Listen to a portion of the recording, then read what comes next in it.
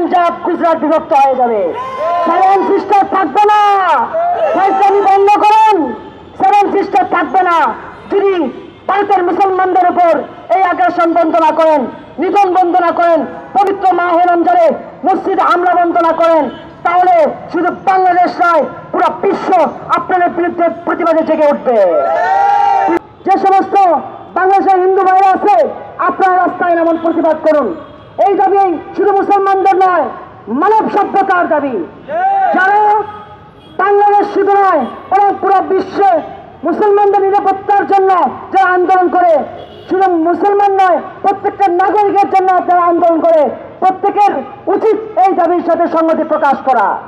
আমি বাংলাদেশের হিন্দু ভাইদেরকে বলবো, আপনারা এই প্রতিবাদ জানান। যেভাবে মুসলমানদের পবিত্র মাহে রমজান মাসে মুসলমানদের মসজিদে প্রবেশ করে হামলা করা হচ্ছে,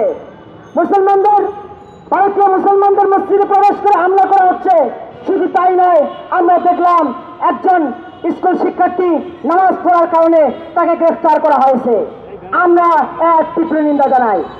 যদি ভারত এই মুসলিম নিধন বন্ধ না করে, তাহলে বাংলাদেশের প্রত্যেকটা মানুষ, প্রত্যেকটা নাগরিক আমরা রাজপথে নামে যাব, ভারত অভিমুখে লং মার্চ ঘোষণা করব। সংগ্রামী সাহিত্য বন্ধুগণ, আজকে দুঃখ লাগে যে ভারত বরাবর যেভাবে মুসলমানদের উপর নিধন শুরু করেছে, এটা ভারতের ভালো লক্ষণ নয়। আপনার অখণ্ড ভারত যেভাবে বিভক্ত হয়েছে, আমরা দেখতেছি সামনে পাঞ্জাব গুজরাট বিভক্ত হয়ে যাবে। সেভেন সিস্টার থাকবে না, ফাইজলামি বন্ধ করুন।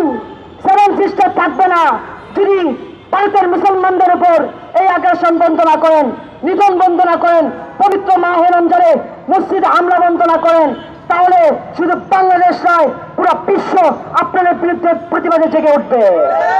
প্রিয় উপস্থিতি, আপনারা জানেন যে বিগত সময় আমরা দেখেছি গুজরাটে কেউ মুসলমানদের উপর নিধন চালানো হয়েছে।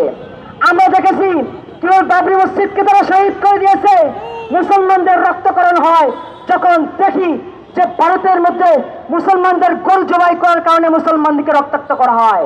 আমরা এমনও খবর দেখেছি যে গরু জবাই করার কারণে ভারতে মুসলমানদেরকে জবাই করা হয়েছে।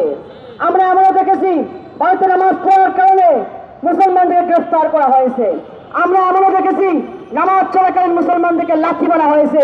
আজ পর্যন্ত এইরকম রেকর্ড বাংলাদেশে নেই কোনো মুসলিম, কোনো ভারতের কোনো মুসলিম কোনো হিন্দুর উপর আক্রমণ করেছে।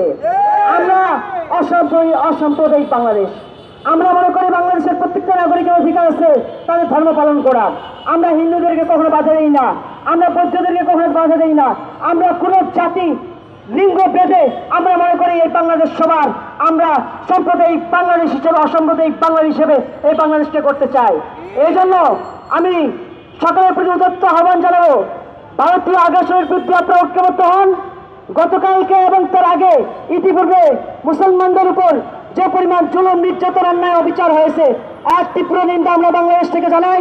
সেই সাথে ভারতীয় যে রাষ্ট্রদূত আছে তাকে বাংলাদেশ সরকার কর্তৃক ডেকে নিয়ে এসে তীব্র নিন্দা জানানো উচিত, এর দাবি জানাই। এবং আমরা মনে করি পররাষ্ট্র মন্ত্রণালয় থেকে একটা বিজ্ঞপ্তি প্রণয়ন করা হোক, পররাষ্ট্র মন্ত্রণালয় থেকে তার তীব্র নিন্দা জানানো হোক, ভারতীয় হাইকমিশনকে তীব্র নিন্দা জানানো হোক এবং এর জবাব চাওয়া হোক।